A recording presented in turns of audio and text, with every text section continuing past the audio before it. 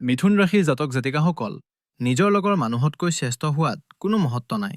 প্ৰকৃত মহত্ব নিজৰ পুৰণি স্বৰূপতকৈ শ্ৰেষ্ঠ হোৱাতহে আছে। এইটো কেৱল এটা সুচিন্তা নহয়, বৰঞ্চ মিথুন ৰাশি আৰু মিথুন লগ্নৰ লোকসকলৰ বাবে 2026 চনৰ এই প্ৰথম পক্ষৰ মূল মন্ত্ৰ। প্ৰায়ে আমি গ্ৰহবোৰক কেৱল সুখ আৰু দুখৰ দৃষ্টিৰে চাওঁ, কিন্তু আজিৰ এই বিশ্লেষণে আপোনাক বুজাব যে 3 জানুৱাৰী 2063 থেকে 17 জানুৱাৰী 2063 পৰ্যন্ত ব্ৰহ্মাণ্ডই আপোনাক জীৱনৰ সাধাৰণ পৃষ্ঠৰ পৰা উঠাই গভীৰতালৈ লৈ যোৱাৰ আৰু আপোনাক গঢ়ি তোলাৰ প্ৰস্তুতি চলাইছে। জ্যোতিষশাস্ত্ৰৰ এটা সোণালী নিয়ম আছে। বছৰৰ আৰম্ভণি হৈছে বছৰটোৰ দাপোন, অৰ্থাৎ বছৰৰ আৰম্ভণিতে গ্ৰহবোৰৰ যি স্থিতি থাকে সেয়াই নিৰ্ণয় কৰে যে বাকী থকা বছৰটোত আপুনি সংগ্ৰাম কৰিব নে শাসন কৰিব। এই দৃষ্টিৰ পৰা চাবলৈ গ'লে অনাগত 15 দিন আপোনাৰ গোটেই বছৰটোৰ ভেটি স্থাপন কৰিবলৈ গৈ আছে। এই সময়ত আপোনাৰ মনত তিনিটা ডাঙৰ প্ৰশ্নই খুন্দা মাৰি আছে। চলি থকা সংগ্ৰাম বা যুঁজখন শেষ হ'বনে? সম্পৰ্কৰ আউলবোৰ বা সমস্যাবোৰ সমাধান হ'বনে? আৰু আটাইতকৈ গুৰুত্বপূৰ্ণ, অৰ্থনৈতিক স্থিৰতা কেতিয়া আহিব? এই সকলোবোৰ প্ৰশ্নৰ উত্তৰ এটা অত্যন্ত দুৰ্লভ জ্যোতিষীয় ঘটনাত লুকাই আছে, যিটো ঠিক এই সময়তে আপোনাৰ কুষ্ঠিত জন্মপত্ৰিকাত ঘটি আছে। আপোনাৰ মুখ্য গ্ৰহবোৰ সপ্তম ভাৱ অৰ্থাৎ জন সম্পৰ্কৰ ঘৰ এৰি অষ্টম ভাৱ অৰ্থাৎ গুহু ৰহস্যৰ ঘৰত প্ৰৱেশ কৰিছে। সাধাৰণতে জ্যোতিষত অষ্টম ঘৰক ভয়, বাধা আৰু কষ্টৰ স্থান বুলি গণ্য কৰা হয়। আপোনাক ভয় দেখুৱাব পাৰে যে এই সময়ছোৱা গধুৰ হ'ব, কিন্তু ইয়াতে আপুনি ৰৈ সত্যটো বুজি ল'ব লাগিব। মিথুন ৰাশিৰ লোকসকলৰ বাবে এয়া কোনো সাধাৰণ ঘটনা নহয়, বৰঞ্চ এক শক্তিশালী ৰাজযোগ নিৰ্মাণ হৈ আছে। মঙ্গল গ্ৰহ নিজৰ উচ্চ ৰাশিলৈ গমন কৰিছে। গ্ৰহবোৰৰ এই যুগ আপোনাৰ বাবে বিপদৰ ঘণ্টা নহয়, বৰঞ্চ এনে এটা সুযোগ যিয়ে আপোনাৰ শুই থকা ভাগ্যৰ দুৱাৰ খুলিব পাৰে। চৰ্তমাথন এটাই যে আপুনি জানিব লাগিব এই শক্তিক কেনেকৈ ব্যৱহাৰ কৰিব লাগে। এই ভিডিঅ'ৰ শেষলৈকে মই কেৱল আপোনাক বাৰ, 14 আৰু 17 জানুৱাৰীৰ গুৰুত্বপূৰ্ণ তাৰিখৰ অংকই নুবুজাওঁ, লগতে এইটোও ক'ম যে এই বিপৰীত ৰাজযোগক নিজৰ লাভৰ বাবে কেনেকৈ সক্ৰিয় কৰিব পাৰি। ভৱিষ্যতবাণীৰ গভীৰতালৈ যোৱাৰ আগতে আমি আপোনাৰ জীৱনৰ আধাৰভূত গাঁথনি বুজি ল'ব লাগিব, অৰ্থাৎ সেই তিনিটা মহাগ্ৰহ যিয়ে গোটেই মাহতো আপোনাৰ জীৱনৰ স্তম্ভ হৈ থিয় হৈ আছে আৰু নিজৰ স্থান সলনি নকৰে। আটাইতকৈ শুভ খবৰটো হ'ল যে দেৱগুৰু বৃহস্পতি আপোনাৰ প্ৰথম ভাৱ অৰ্থাৎ লগ্নত বক্ৰী অৱস্থাত বিৰাজমান। জ্যোতিষত লগ্নত থকা গুৰুক দিকবলী বুলি কোৱা হয়। এই স্থিতিয়ে স্পষ্ট কৰি দিয়ে যে অনাগত 15 দিনত আপুনি সমস্যাৰ পৰা পলাই নাযায়, বৰঞ্চ নিজৰ বুদ্ধিমত্তাৰে সেইবোৰ শান্ত কৰিব। আনহাতে কৰ্মফলদাতা শনি আপোনাৰ দশম ভাৱত অৰ্থাৎ কৰ্ম আৰু জীৱিকাৰ ঘৰত মীন ৰাশিত অৱস্থিত। মনত ৰাখিব, দশম ভাৱৰ শনিয়ে পৰিশ্ৰম অবিহনে ফল নিদিয়ে। শনিয়ে আপোনাক কৈছে যে আপুনি নিজৰ যোগ্যতা প্ৰমাণ কৰিব লাগিব। 10 জানুৱাৰীলৈকে কৰ্মক্ষেত্ৰত চাপ অনুভৱ হ'ব পাৰে। হয়তো আপুনি আপোনাৰ পৰিশ্ৰমৰ তাৎক্ষণিক শ্ৰেয় নাপাবও পাৰে, কিন্তু এই চাপ আপোনাক ভাঙিবলৈ নহয়, বৰঞ্চ আপোনাক পুৰি চূণ বনোৱাৰ বাবেহে। এয়া আপোনাৰ কেৰিয়াৰৰ নিৰ্ণায়ক বছৰ, আৰু ইয়াৰ ভেটি এতিয়াই গঢ়ি উঠিছে। তৃতীয় আৰু আটাইতকৈ আকৰ্ষণীয় দিশটো হ'ল ৰাহুৰ ভাগ্যস্থান অৰ্থাৎ নৱম ভাৱত কুম্ভ ৰাশিৰ ৰাহুৱে এই সংকেত দিছে যে 2026 চনত আপোনাৰ ভাগ্য পোনপটীয়া পথেৰে নহয়, বৰঞ্চ নতুন চিন্তাধাৰা আৰু অপৰম্পৰাগত যুক্তিৰ জৰিয়তে খুলিব। য'ত তৰ্কই কাম কৰা বন্ধ কৰি দিয়ে, তাত ৰাহুৰ কূটনীতি আৰু আপোনাৰ দূৰদৰ্শিতাই কামত আহিব। গতিকে স্থিতি একেবাৰে স্পষ্ট। মূৰৰ ওপৰত গুৰুৰ জ্ঞান, হাতত শনিৰ কৰ্ম আৰু ভাগ্যত ৰাহুৰ চতুৰালি। এতিয়া প্ৰশ্ন হ'ল যে যেতিয়া মঙ্গল আৰু সূৰ্যই নিজৰ স্থান সলনি কৰিব, তেতিয়া গ্ৰহৰ এই মূল স্থিতিয়ে কেনেকৈ ফলাফল দিব। বলক অনাগত দিনবোৰৰ বিষয়ে বিস্তাৰিতভাৱে বুজি লওঁ। এতিয়া চাওঁ আহক যে 3 জানুৱাৰীৰ পৰা 17 জানুৱাৰীৰ ভিতৰত আচল একশ্যন ক'ত হৈ আছে। এতিয়া আমি বিশ্লেষণক দুটা ভাগত ভাগ কৰিম। প্ৰথম ভাগটো হ'ল 3 জানুৱাৰীৰ পৰা 11 জানুৱাৰীৰ সময়। যদি আপুনি আপোনাৰ কুষ্ঠি চায়, তেন্তে এই সময়ত আপোনাৰ সপ্তম ঘৰ অৰ্থাৎ ধনু ৰাশিত এখন মেলা বহিছে। জ্যোতিষৰ ভাষাত ইয়াক চতুৰ্গ্ৰহী যুগ বোলা হয়। তাত সূৰ্য, মঙ্গল, বুধ আৰু শুক্ৰ একেলগে উপস্থিত আছে। এতিয়া ভাবক সপ্তম ঘৰ কাৰ? এই ঘৰটো হ'ল আপোনাৰ সম্পৰ্কৰ, আপোনাৰ জীৱন সংগীৰ আৰু আপোনাৰ ব্যৱসায়িক অংশীদাৰিত্বৰ। যেতিয়া ইমানবোৰ অগ্নিতত্ত্ব থকা গ্ৰহ সম্পৰ্কৰ ঘৰত বহে, তেতিয়া কি হয়? 3 পৰা 11 জানুৱাৰীৰ ভিতৰত আপোনাৰ বৈবাহিক জীৱনত অলপ গৰমাগৰমি হ'ব পাৰে। হ'ব পাৰে যে সৰু কথাতে তৰ্ক আৰম্ভ হয় আৰু সেয়া ইগোৰ যুঁজ হৈ পৰে।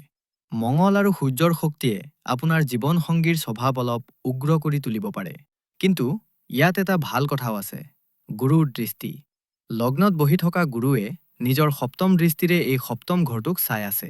ইয়াৰ অৰ্থ হ'ল যে কাজিয়া হ'ব, কিন্তু সম্পৰ্ক নাভাঙে। গুৰুৱে মাজত সোমাই বিষয়টো শান্ত কৰি দিব। পৰামৰ্শ এয়াই যে এই সময়ছোৱাত নিজৰ সংগীৰ ওপৰত হাবি হ'বলৈ চেষ্টা নকৰিব। মৌনতা বা মনে মনে থকাটোৱেই হৈছে এই সময়ৰ আটাইতকৈ ডাঙৰ অস্ত্ৰ। ব্যৱসায়িক লোকসকলৰ বাবে এই সময়টো একচন বা কাম কৰাৰ সময়। আপোনাৰ হাতত বহুতো ধাৰণা আছে, বহুতো মিটিং আছে। যিহেতু বুধ ইয়াত আছে, আপুনি গ্ৰাহকসকলক নিজৰ কথাৰে প্ৰভাৱিত কৰিব পাৰিব। এই সময়টো নেটৱৰ্কিং বা জন সংযোগৰ। আপুনি ঘৰত বহি থাকিব নোৱাৰিব। আপুনি মানুহক লগ কৰিব লাগিব, ভ্ৰমণ কৰিব লাগিব। এই দৌৰাদৌৰিয়ে আপোনাক ভাগৰুৱা কৰিব, কিন্তু ইয়েই আপোনাৰ ভৱিষ্যতৰ ভেটি গঢ়িব। এই সময়ছোৱাত অৰ্থাৎ ৩ৰ পৰা ১১ জানুৱাৰীৰ ভিতৰত এটা বস্তুত আপুনি বিশেষ গুৰুত্ব দিব লাগিব: আপোনাৰ খৰচ। শুক্ৰ, যি দ্বাদশ ভাৱৰ গৰাকী, তেওঁ সপ্তম ভাৱত বহি আছে। আপুনি নিজৰ সংগীৰ ওপৰত, বিলাসিতাৰ ওপৰত বা কোনো পাৰ্টি ইভেণ্টত মোটা অংকৰ ধন খৰচ কৰিব পাৰে। টকা নিশ্চয় আহিব, কিন্তু সেয়া হাতত ৰৈ নাথাকে। এতিয়া মই বিশেষভাৱে কথা পাতিব বিচাৰোঁ আমাৰ সেই মাতৃ আৰু ভগ্নীসকলৰ লগত, যিসকল ঘৰৰ কেন্দ্ৰবিন্দু, আমাৰ গৃহিণীসকল।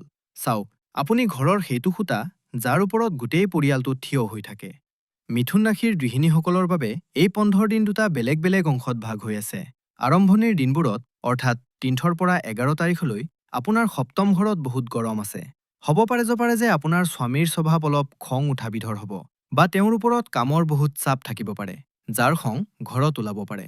এই সময়ত আপুনি ঘৰৰ শান্তি বৰ্তাই ৰাখিবলৈ নিজৰ বুদ্ধিমত্তাৰ ব্যৱহাৰ কৰিব লাগিব। যিহেতু গুৰু আপোনাৰ লগ্নত আছে, আপোনাৰ ভিতৰত সেই বুজাবুজি আছে যে আপুনি কথাবোৰ বেয়া হ'বলৈ নিদিব। পৰামৰ্শ এয়াই যে এই সময়ত স্বামীৰ লগত তৰ্ক নকৰিব, বৰঞ্চ তেওঁ শান্ত হোৱালৈ অপেক্ষা কৰক। কিন্তু ১২ জানুৱাৰীৰ পিছত, যেতিয়া শুক্ৰ আপোনাৰ অষ্টম ঘৰলৈ যাব, তেতিয়া আপোনাৰ বাবে পৰিস্থিতি অতি সুখদ হৈ পৰিব। অষ্টম ঘৰ আপোনাৰ শাহু আইৰ ঘৰৰ বা শহুৰৰ ফালৰ। যদি শাহু মা বা ননদৰ লগত কিবা মনোমালিন্য চলি আছিল, তেন্তে ১২ জানুৱাৰীৰ পিছত সেয়া সমাধান হৈ যাব। শহুৰৰ ফালৰ পৰা কোনো উপহাৰ, কাপোৰ বা অলংকাৰ পোৱাৰ যোগ সৃষ্টি হৈছে। শুক্ৰৰ এই গোচৰে আপোনাৰ সম্পৰ্কত মিঠা আনিব।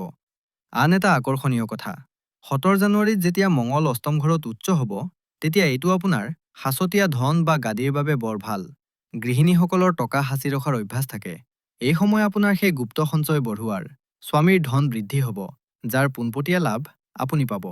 যদি আপুনি ঘৰৰ পৰা কোনো সৰু সুৰা কাম কৰে, তেন্তে ১৪ জানুৱাৰীৰ পিছত তাত হঠাৎ দ্ৰুততা আহিব।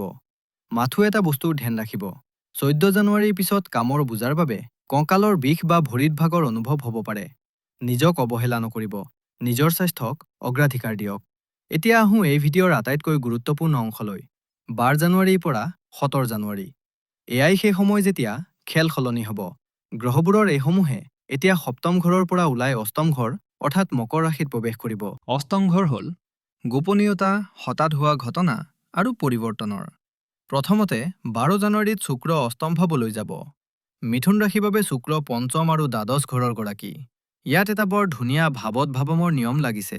যেতিয়া দ্বাদশ ঘৰৰ গৰাকী অষ্টম ঘৰলৈ যায়, তেতিয়া ই বিদেশৰ পৰা লাভৰ সংকেত। যদি আপুনি বিদেশলৈ যোৱাৰ চেষ্টা কৰি আছিল, তেন্তে ফাইল আগবাঢ়িব।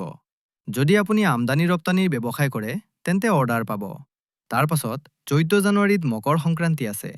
সূৰ্যদেৱে আপোনাৰ অষ্টম ভাৱত প্ৰৱেশ কৰিব।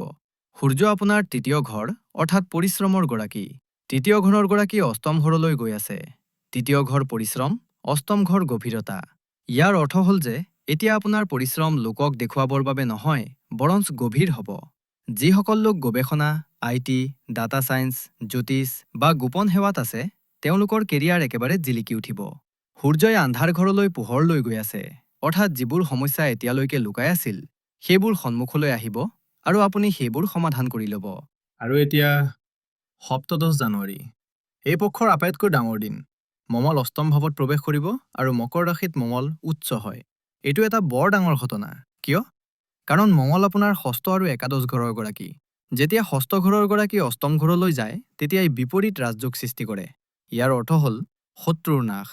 যদি কোনো কোৰ্ট কেছ চলি আছিল, কোনোবাই আপোনাৰ ওপৰত হাবি হ'বলৈ চেষ্টা কৰি আছিল, বা অফিচত কোনোবাই ৰাজনীতি কৰি আছিল, ১৭ জানুৱাৰীৰ পিছত সিহঁত নিজে নিজে হাৰি যাব।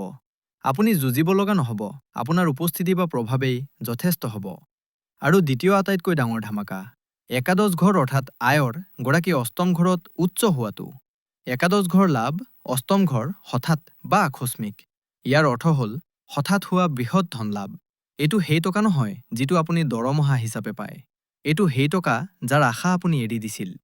ৰৈ থকা পুৰণি টকা, ইঞ্চুৰেঞ্চৰ দাবী, গ্ৰেচুইটি বা বোনাছ, বা আকৌ পৈতৃক সম্পত্তিৰ সৈতে জড়িত কোনো ডাঙৰ সিদ্ধান্ত।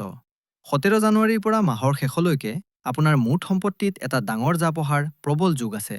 গতিকে যদি আমি ইয়াক বেলেগ বেলেগ অংশত চাওঁ, তেন্তে 14 জানুৱাৰীৰ পিছত যেতিয়া সূৰ্য আৰু মঙল অষ্টম ঘৰত থাকিব, তেতিয়া আপুনি স্বাস্থ্যৰ অলপ যত্ন ল'ব লাগিব। অষ্টম ঘৰ দীৰ্ঘদিনীয়া ৰোগৰ বা দুৰ্ঘটনাৰো হয়। যিহেতু মঙল আৰু সূৰ্য তাত আছে, আপোনাৰ ৰক্তচাপ আৰু শৰীৰত গৰমৰ সৈতে জড়িত সমস্যা হ'ব পাৰে। 17 জানুৱাৰীৰ আশে-পাশে গাড়ী চলোৱাৰ সময়ত বা যন্ত্ৰপাতি ব্যৱহাৰ কৰাৰ সময়ত বৰ সাৱধান থাকক। খৰখেদা নকৰিব।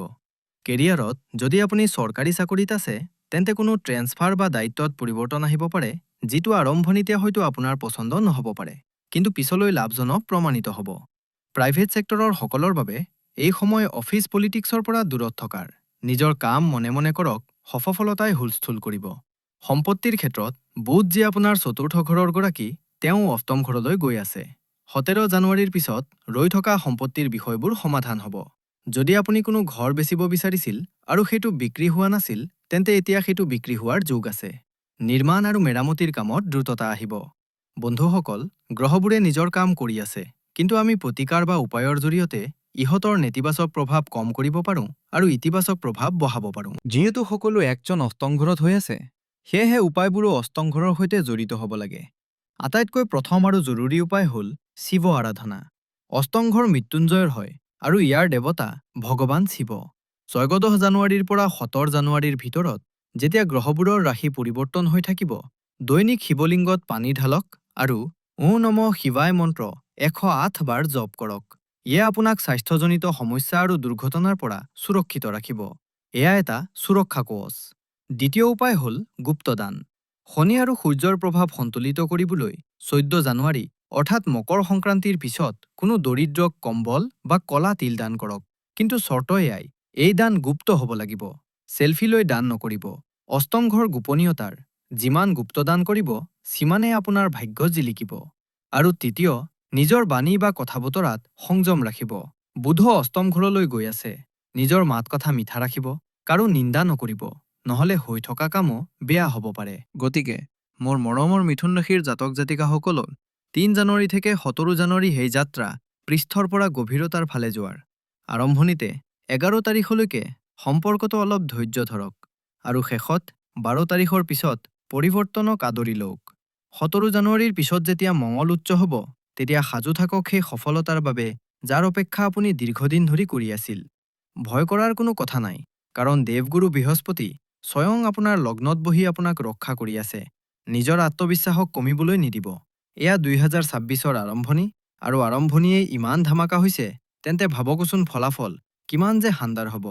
যদি আপোনাৰ এই গভীৰ বিশ্লেষণ ভাল লাগিছে, তেন্তে এই ভিডিঅ'টো লাইক নিশ্চয় কৰিব। কমেণ্টত জয় শ্ৰী মহাকাল বা জয় শ্ৰী ৰাম লিখি নিজৰ উপস্থিতি জনাওক। আৰু হয়, যদি এতিয়ালৈকে ছাবস্ক্ৰাইব কৰা নাই, তেন্তে বেল আইকন টিপি আমাৰ পৰিয়ালৰ অংশ হওক। পৰৱৰ্তী ভিডিঅ'ত পুনৰ লগ পাম। তেতিয়ালৈকে নিজৰ যত্ন লওক, সুখী থাকক। নমস্কাৰ, হৰ হৰ মহাদেৱ।